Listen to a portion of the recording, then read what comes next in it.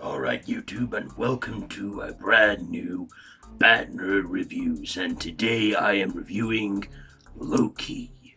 Yes, after 6 episodes and long anticipation, we finally got to see the first free big installments of the MCU Disney Plus shows. That's WandaVision, Falcon and the Winter Soldier, and now Loki. Um, of course, I will say I'm going to spoil it a little bit, so just a fair warning to you all.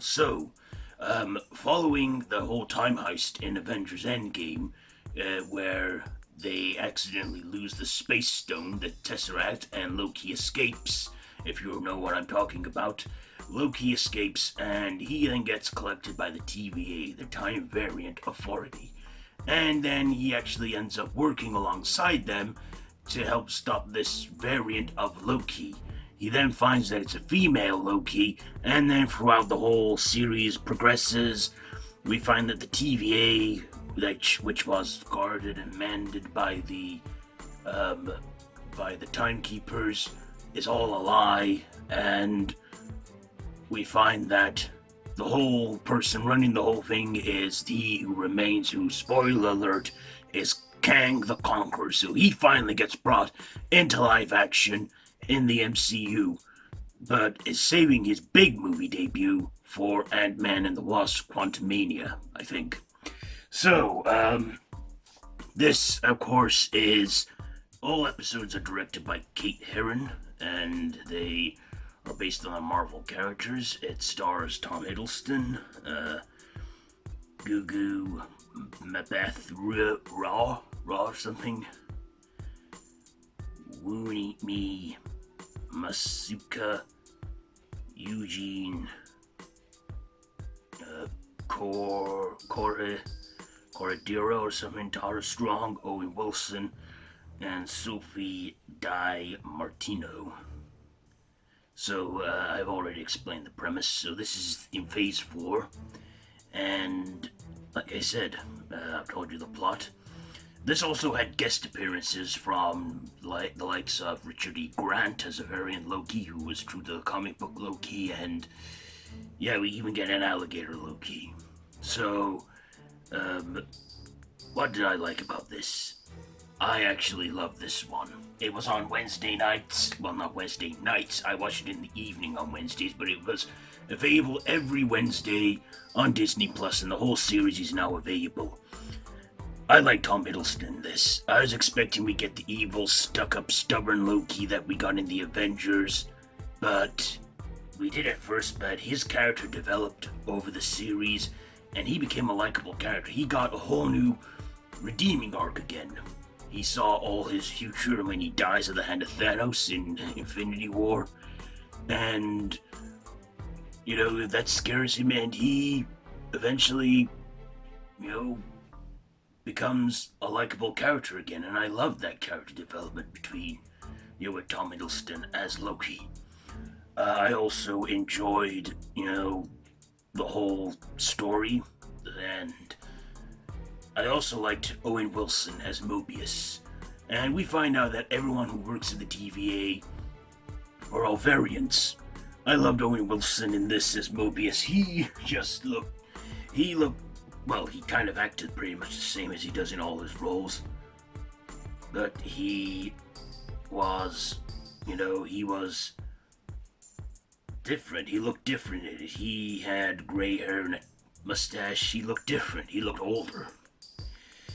And then we had Sophia Di Martino as Sylvie, a variant of Loki who is a female Loki. And I loved her in it. I believe she was in an episode of the British sitcom Friday Night Dinner, and she just looks completely unrecognizable. I couldn't believe it was her at first.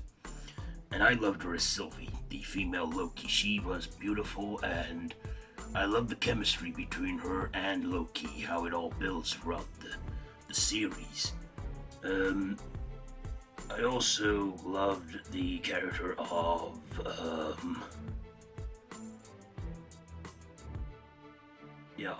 Rovana Renslayer, who was the judge at the TVA. I believe she was in a recurring character in the third series of Doctor Who. playing Martha Jones' sister. And we also had Tara Strong voicing Miss Minutes, who was like a sort of mascot at the TVA and explained the whole origin and history of the Timekeepers. Well, that it was a lie. I also enjoyed Richard E. Grant's performance as the classic Loki variant from the comics. He was a fun guest star in that episode. And I also liked the guy we got for, can I find it here? The guy who played Kang the Conqueror. He was, to excuse the noise from outside, I have my window open. He was quite the laid-back kind of villain, and I'm thinking, is he going to be the MCU's new big bad? I know that, this isn't the last we've seen of him, Kang the Conqueror.